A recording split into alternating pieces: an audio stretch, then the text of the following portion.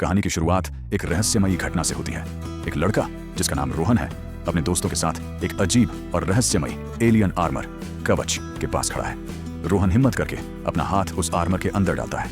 यह देखकर उसके दोस्त हैरान रह जाते हैं कि रोहन सच में उस आर्मर को कंट्रोल करने लगा था। कुछ पलों के लिए ऐसा लगता है जैसे आर्मर ने उसे अपना मालिक मान लिया हो, लेकिन अचानक वह आर्मर रोहन की बाह को बहुत कसकर पकड़ लेता है। दर्द से रोहन जोर जोर से चिल्लाने लगता है। इससे पहले कि वह सूट उसके पूरे शरीर से चिपक जाता, उसके दोस्त उसे जबरदस्ती खींचकर बाहर निकालते हैं। वे उस आर्मर को काटने की कोशिश करते हैं, लेकिन उस पर सिर्फ हल्की खरोंचें ही आती हैं, जो पानी से साफ करने पर अपने आप ठीक हो जाती हैं। सभी समझ जाते हैं कि यह चीज बेहद खतरनाक है और इसे सरकार को सौंप देना चाहिए। कुछ दिनों पहले शहर में एक मेट्रॉयड उल्कापिंड गिरने की खबर फैल चुकी थी। काव्या अपनी क्लासरूम में बैठी थी। वहीं क्लास में रोहन भी मौजूद था। काव्या के पिता एक सख्त मिलिट्री कर्नल थे, जिन्हें रोहन कभी पसंद नहीं था। तभी अचानक पूरे शहर में अजीब मेट्रॉइड्स की बारिश होने लगती है और एक विशाल एलियन स्पेसशिप तेजी से पृथ्वी की ओर बढ़ने लगता है। सेना के कमांडर इस यान को खतरा समझकर तुरंत इसे नष्ट करने का आदेश दे देते हैं। रूसी एयरफोर्स के हमले से स्पेसशिप पूरी तरह नियंत्रण खो देता है और चलता हुआ सीधे शहर की इमारतों को तोड़ता हुआ नीचे गिरने लगता है। इस भयानक क्रैश में हर तरफ तबाही मच जाती है। काव्या की एक सहेली जो छत पर खड़ी थी, इमारत गिरने के कारण मारी जाती है। खुद काव्या भी गिरने वाली होती है, लेकिन रोहन समय रहते उसका हाथ पकड़कर उसकी जान बचा लेता है। एलियन से पहली मुलाकात क्रैश के बाद सेना की रेस्क्यू टीम वहां पहुंचती है। काव्या के पिता एक ट्रांसलेटर के साथ स्पेसशिप के पास जाते हैं। तभी जहाज से एक एलियन शांतिपूर्वक बाहर निकलता है। वह टेलीपैथी के जरिए बताता है कि उनका इंसानों को नुकसान पहुंचाने का कोई इरादा नहीं है। उनका जहाज अंतरिक्ष में पहले से ही क्षतिग्रस्त था और सेना के हमले के कारण उन्हें इमरजेंसी लैंडिंग करनी पड़ी। उन्हें सिर्फ अपना जहाज ठीक करने के लिए कुछ समय चाहिए। इधर काव्या अपनी सहेली की मौत से पूरी तरह टूट चुकी थी और उसके मन में बदले की आग थी। वह चुपके से अपने पिता की बंदूक चुरा लेती है और रोहन के साथ मिलकर उस एलियन को ढूंढने निकल पड़ती है। जब वे एक तबाह इमारत में ढूंढ रहे होते हैं तो काव्या का सामना उस एलियन से होता है। डर के मारे वह उस पर गोली चला देती है।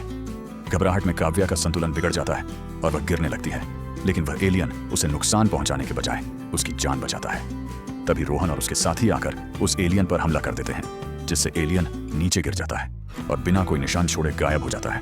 वहां सिर्फ उसका आर्मर सूट रह जाता है। अगले दिन काव्या फिर से सच का पता लगाने उसी इमारत में जाती है।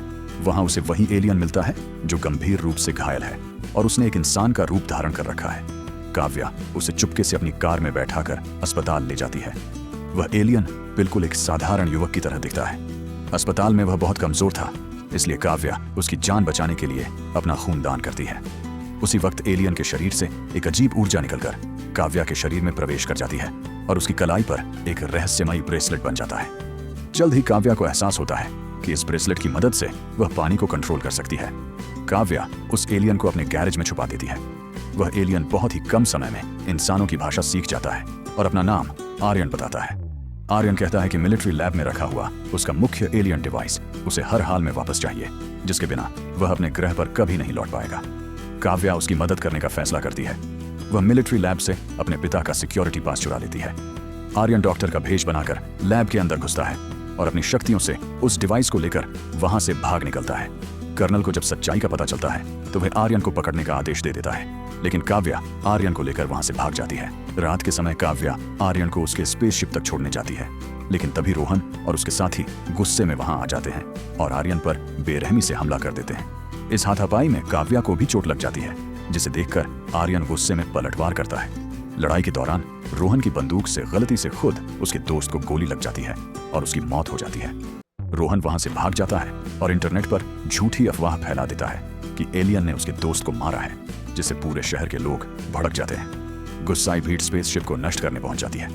रोहन उसी मिलिट्री एलियन सूट को पहन लेता है और उसकी शक्तियों का इस्तेमाल आर्यन के खिलाफ करने लगता है। आर्यन और रोहन के बीच भयानक लड़ाई होती है। आर्यन इस लड़ाई में हार जाता है और रोहन उस पर गोलियां चला देता है, जिससे आर्यन और काव्या दोनों बुरी तरह घायल हो जाते हैं। तभी कर्नल वहां पुलिस के साथ पहुंचता है और रोहन को उसके अपराधों के लिए गिरफ्तार कर लिया जाता है।